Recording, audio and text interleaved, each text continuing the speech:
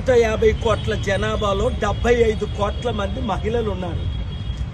దాదాపు 19 కోట్ల మంది అంటే నలుగురిలో ఒక మహిళకు రేప్ అటెంప్ట్ జరుగుతుంది అని ఈరోజు ఆనరబుల్ చీఫ్ జస్టిస్ కోర్టు 1లో వాదనలు వినిపించారు. మహిళలకు రేప్ చేయడమే కాకుండా చిన్న పిల్లలు 2 సంవత్సరాలు 4 సంవత్సరాలు 5 సంవత్సరాలు చంటి బిడ్డలను కూడా కొన్నిసార్లు తండ్రులు కొన్నిసార్లు అన్నదమ్ములు కొన్నిసార్లు బంధువులు రేప్ చేస్తున్నారని రుజువులతో కోర్టులో వాదనలు వినిపించారు.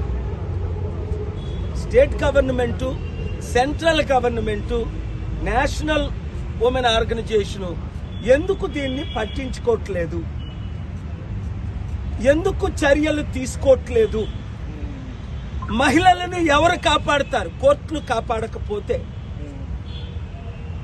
హోమ్ మినిస్ట్రీ 7 సార్లు నోటిఫికేషన్లు ఇచ్చింది ఎఫ్ఐఆర్ వెంటనే ఫైల్ చేయమని.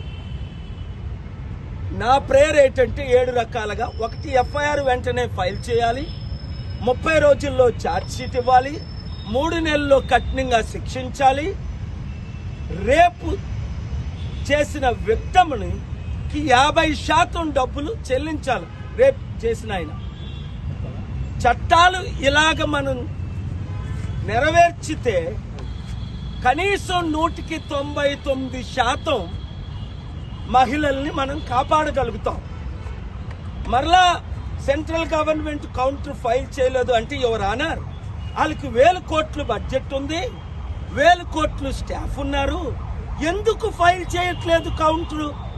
వాళ్ళకి ఇంట్రెస్ట్ అంతా రాష్ట్రంలో సర్పంచ్ ఎలక్షన్లు దాచుకోవడం, దోచుకోవడం, మరల గెలవడం. దేశంలో జమిలీ ఎలక్షన్స్ తప్ప మహిళల గురించి ధ్యానం లేదా? మీరు ఈ మధ్యని సినీ ఇండస్ట్రీలో కూడా ఇన్వాల్వ్ అయ్యారు కదా అన్నారు. అంటే అల్లు అర్జున్ కేసులో నేను ఇచ్చా అల్టిమేటం, మీరు చూశారు.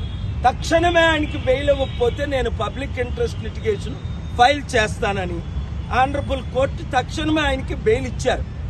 కానీ నేను పోరాడుతుంది ఎవరెవరి కొరకు? ఎవరానా రైతుల కొరకు కామారెడ్డి పోరాడాం, దేశమంతా రైతులను కాపాడుతున్నాం. ఇప్పుడు పోరాడుతున్నాం నిరుద్యోగుల కొరకు. ఉద్యోగాలు లేవని, ఉద్యోగులకు జీతాలు లేవని, లక్షల కోట్లు అప్పు అయిపోతుందని తమ్ముడు రేవంత్ రెడ్డి వచ్చి ఇంకొక 1,00,000 కోట్లు అప్పయింది. చంద్రబాబు నాయుడు గారు వచ్చి ఇంకొక 60,000 కోట్లు అప్పయింది. అప్పు తీర్చలేని పరిస్థితి, వడ్డీ కట్టలేని పరిస్థితి. Prajashanti party doctor KA Paul వస్తేనే మరలా 700 కంపెనీలు అప్పుడు తీసుకొచ్చినట్టు ఇప్పుడు తీసుకురాగలం. నిరుద్యోగులకు ఉద్యోగాలు, ఉద్యోగస్తులకి జీతాలు, ఈ హోమ్ గార్డులకి పెర్మనెంట్, ఇలాగ ఎంతో మందికి సేవలు చేశాము. నిరుద్యోగులకు, ఉద్యోగులకు, మహిళలకు, అందరికీ న్యాయం చేసే పోరాటం చేయడమే నాది. అందుకనే ఇప్పుడు రేపు 19వ తారీఖుని కొత్తగూడెం దగ్గర 60 కిలోమీటర్లో, మీరు మా ఫేస్బుక్ ఫాలో అవ్వండి. 19 ఉదయం 11 గంటలకు నేను వెళ్తున్నాను. మరుగు మండలం